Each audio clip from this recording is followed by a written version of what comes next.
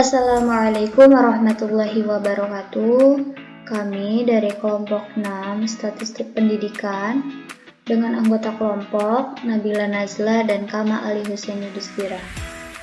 Di sini kami akan mempresentasikan materi penelitian perbandingan terhadap dua sampel yang berkolerasi. Subbab pertama yang akan kita bahas adalah penggunaan uji Z, yang kedua penggunaan uji T, yang ketiga penggunaan uji Wilcoxon. Langkah-langkah pengujian uji Z. Yang pertama, merumuskan hipotesis nol dan hipotesis alternatifnya. Yang kedua, mencari perbedaan nilai atau skor dari masing-masing subjek. Yang ketiga, mengetes normalitas baran data perbedaan DI. Yang keempat, menghitung nilai rata-rata dan simpangan baku dari DI. Kemudian yang kelima, menentukan nilai Z hitung dengan rumus X bar DI dibagi simpangan DI per akar N, atau X bar DI akar N dibagi X bar DI, di mana N ini adalah banyaknya data, kemudian X bar DI ini adalah rata-rata perbedaan pasangan data, dan simpangan DI ini adalah simpangan baku dari perbedaan pasangan data. Kemudian yang keenam, menentukan nilai Z tabel dengan Z tabel sama dengan Z setengah dalam kurung 1 dikurang alfa. Yang ketujuh, kriteria pengujian hipotesis, di mana min Z tabel tidak lebih besar dari Z hitung, tidak lebih besar dari Z tabel, maka H0-nya diterima. Kemudian kita masuk ke contoh soal. Seorang guru membandingkan prestasi belajar siswa kelas A dengan menggunakan dua metode belajar yang berbeda. Setiap selesai mengajar dengan suatu metode, kemudian diadakan tes. Nah, ini adalah hasil tesnya menggunakan metode yang pertama dan metode yang kedua. Kemudian, jika penelitian di atas ini dianggap penelitian populasi, maka selidikilah apakah terdapat perbedaan prestasi belajar dalam mata pelajaran X di kelas A tersebut antara menggunakan metode 1 dan metode 2. Gunakan taraf nyata 5%. Nah, dari permasalahan di atas, maka rumus hipotesisnya adalah sebagai berikut, di mana H0 ini tidak terdapat perbedaan prestasi belajar yang signifikan dalam mata pelajaran X di kelas A antara menggunakan metode 1 dan metode 2. Kemudian H1, terdapat perbedaan prestasi belajar yang signifikan dalam mata pelajaran X antara menggunakan metode 1 dan metode 2 di kelas A. Nah, sebelum kita mengerjakan permasalahan ini dengan uji Z, terlebih dahulu kita harus menguji sebaran datanya, apakah distribusinya normal. Untuk langkah-langkah penyelesaiannya, yang pertama yang akan kita teliti adalah carilah nilai perbedaan dari masing-masing data. Nah, caranya yaitu dengan mengurangi data metode 2 dengan 1 atau sebaliknya, asalkan konsisten, sehingga diperoleh data berikut ini. Nah, dimana ketika siswa 1 dengan metode A dengan nilai 45, kemudian menggunakan metode nilainya 52. Nah, perbedaannya adalah 7. Begitu juga ketika siswa 9 ini dalam metode A mendapatkan nilai 70, kemudian dengan metode B mendapatkan nilai 75, sehingga perbedaannya adalah 5. Nah, kemudian dari data di atas, nilai rata-ratanya adalah 2,85, sedangkan Simpangannya adalah 4,22. Z hitung sama dengan X bar DI dibagi simpangan DI per akar N sama dengan 2,85 dikali akar 20 dibagi 4,22, hasilnya adalah 3,02. Nah, untuk alfa sama dengan 5%, maka nilai Z tabelnya adalah 1,96.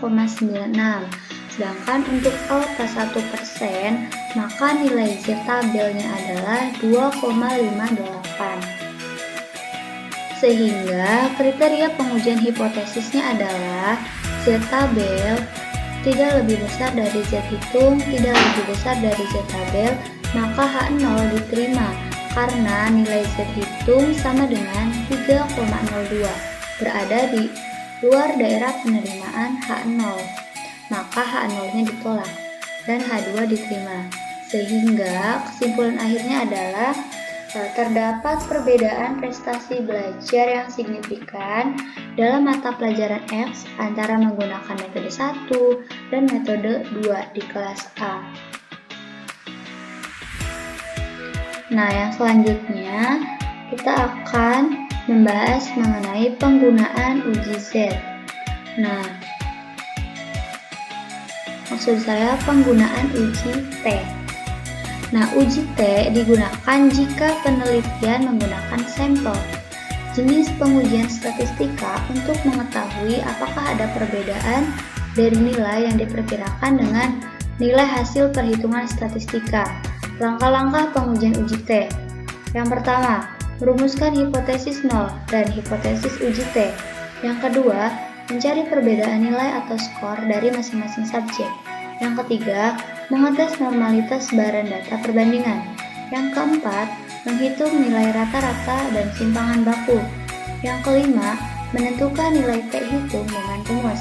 Yang keenam, menentukan nilai T tabel dengan rumusnya T tabel sama dengan alfa dalam kurung DK sama dengan N dikurangi 1. Yang terakhir, kriteria pengajuan hipotesis. Nah, berdasarkan masalah sebelumnya atau contoh yang terdapat pada penggunaan uji Z, berdasarkan masalah sebelumnya, apakah terdapat perbedaan prestasi belajar yang signifikan dalam mata pelajaran X antara menggunakan metode 1 dan 2 di kelas A? Nah, rumusan hipotesis H0 X bar 1 sama dengan X bar 2 atau tidak terdapat perbedaan prestasi belajar yang signifikan dalam mata pelajaran X antara menggunakan metode 1 dan 2 di kelas A. HA-nya atau H alfa X bar 1 tidak sama dengan X bar 2 atau terdapat perbedaan prestasi belajar yang signifikan dalam mata pelajaran X antara menggunakan metode 1 dan 2 di kelas A. Nah, untuk kriteria pengujiannya, H0 diterima jika min T tabel tidak lebih besar dari T hitung, tidak lebih besar dari T tabel.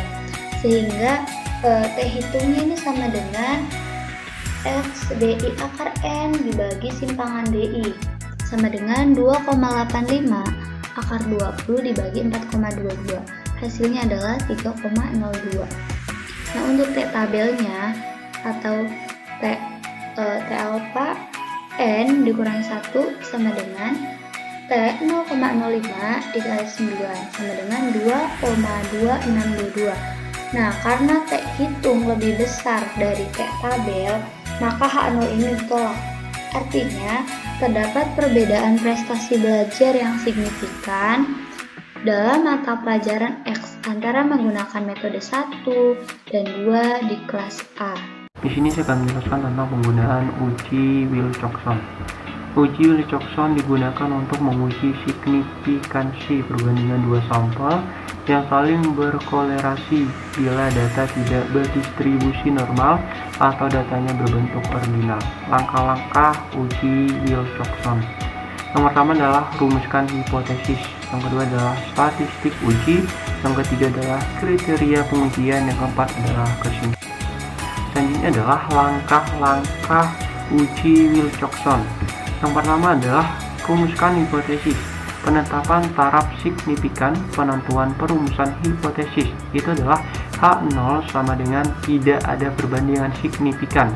H1 sama dengan ada perbedaan signifikan antara perlakuan 1 dan perlakuan 2. Yang kedua adalah statistik uji, itu adalah cara menentukan nilai T. Beri nomor urut untuk setiap harga mutlak selisih XI dikurang YI. Harga mutlak terkecil diberi nomor urut N. Jika terdapat selisih yang harga mutlaknya sama besar, untuk nomor urut diambil rata-ratanya. Untuk tiap nomor urut, berikan tanda yang didapat dari selisih XI min YI. Hitunglah jumlah nomor urut yang bertanda positif dan juga jumlah nomor urut yang bertanda negatif. Untuk jumlah nomor urut yang didapat di C, jumlah yang harga mutlaknya paling kecil sebutlah jumlah ini sama dengan T. Jumlah inilah yang dipakai untuk menguji hipotesis. Jika ukuran sampel N lebih besar daripada 25, maka untuk menentukan nilai statistik uji set hitung dengan rumus set sama dengan T min N dalam kurung N plus T per 4 per akar N dalam kurung N plus 1 dikali 2N plus 1 per 24. Itu keterangannya adalah N banyaknya pasangan yang tidak sama nilainya dan T sama dengan jumlah rangkaian positif atau negatif. Selanjutnya adalah kriteria pengujian. Titik kritis didapat dari daftar nilai kritis. Untuk uji Wilcoxon dengan membandingkan nilai T.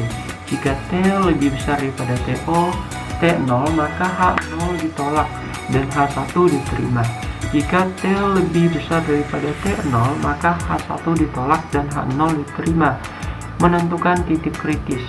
Set tabel sama dengan set dalam kurung 1 dikurang A per 2. Menolak H0 apabila set hitung lebih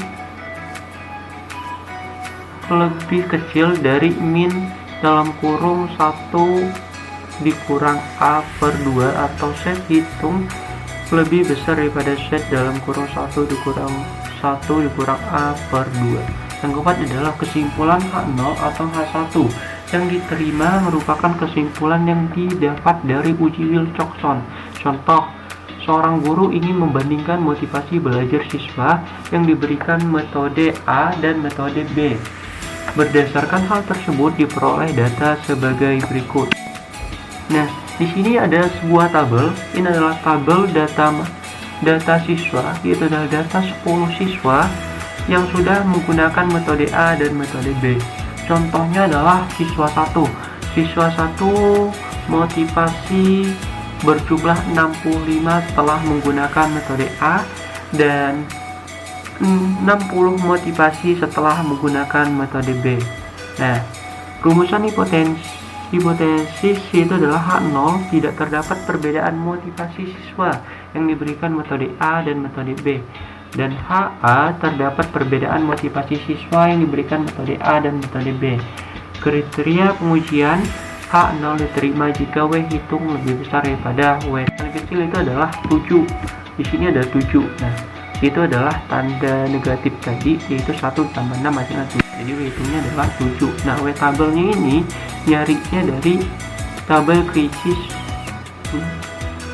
Wilcoxon, yaitu adalah 0,05. N nya tadi urutannya 10 dan 0,05 nya adalah 8. Jadi W tabelnya adalah sama dengan 8. Nah, karena W hitung lebih kecil daripada W tabel, maka H0 ditolak, artinya terdapat perbedaan motivasi yang diberikan metode A dan metode B. Baiklah, sekian penjelasan dari saya tentang uji Wilcoxon. Terima kasih. Wassalamualaikum warahmatullahi wabarakatuh.